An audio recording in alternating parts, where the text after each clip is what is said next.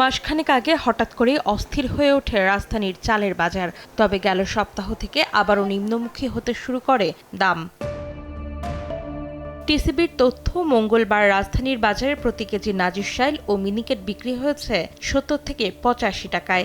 এক সপ্তাহ আগে যা ছিল ৭২ থেকে ৮৫ টাকা। মাস ব্যবধানেও দাম কমেছে ১.২৭%।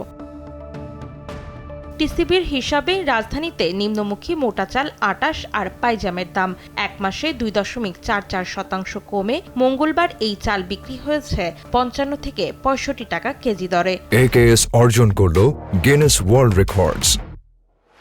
একেএস। সবচেয়ে বেশি কমেছে মোটা চাল স্বর্ণের দাম। মাস ব্যবধানে ৪.৫% বেশি কমে প্রতি কেজি এই চাল বিক্রি হয়েছে ৫০ থেকে ৫৫ টাকায়। তবে রাজধানীতেও আকাশ ছোঁয়া আতপ চালের দাম।